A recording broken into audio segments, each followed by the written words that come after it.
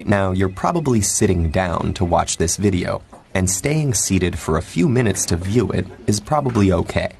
But the longer you stay put, the more agitated your body becomes. It sits there counting down the moments until you stand up again and take it for a walk. That may sound ridiculous. Our bodies love to sit, right? Not really. Sure, sitting for brief periods can help us recover from stress or recuperate from exercise. But nowadays, our lifestyles make us sit much more than we move around, and our bodies simply aren't built for such a sedentary existence. In fact, just the opposite is true. The human body is built to move, and you can see evidence of that in the way it's structured. Inside us are over 360 joints and about 700 skeletal muscles that enable easy, fluid motion. The body's unique physical structure gives us the ability to stand up straight against the pull of gravity. Our blood depends on us moving around to be able to circulate properly. Our nerve cells benefit from movement, and our skin is elastic, meaning it molds to our motions. So if every inch of the body is ready and waiting for you to move, what happens when you just don't? Let's start with the backbone of the problem, literally. Your spine is a long structure made of bones and the cartilage discs that sit between them. Joints, muscles, and ligaments that are attached to the bones hold it all together. A common way of sitting is with a curved back and slumped shoulders, a position that puts uneven pressure on your spine. Over time, this causes wear and tear in your spinal discs, overworks certain ligaments and joints, and puts strain on muscles that stretch to accommodate your back's curved position. This hunched shape also shrinks your chest cavity while you sit, meaning your lungs have less space to expand into when you breathe.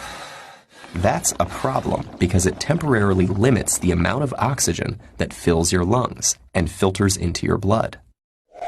Around the skeleton are the muscles, nerves, arteries, and veins that form the body's soft tissue layers.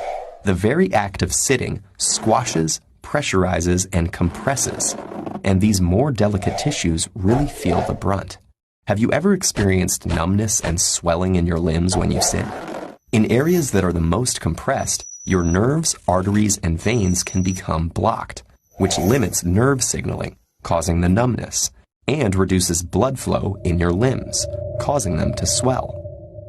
Sitting for long periods also temporarily deactivates lipoprotein lipase, a special enzyme in the walls of blood capillaries that breaks down fats in the blood. So when you sit, you're not burning fat nearly as well as when you move around. What effect does all of this stasis have on the brain? Most of the time, you probably sit down to use your brain. But ironically, lengthy periods of sitting actually run counter to this goal. Being stationary reduces blood flow and the amount of oxygen entering your bloodstream through your lungs. Your brain requires both of those things to remain alert, so your concentration levels will most likely dip as your brain activity slows. Unfortunately, the ill effects of being seated don't only exist in the short term. Recent studies have found that sitting for long periods is linked with some types of cancers and heart disease, and can contribute to diabetes, kidney, and liver problems.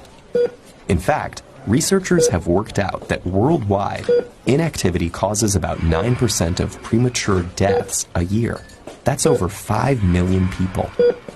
So what seems like such a harmless habit actually has the power to change our health.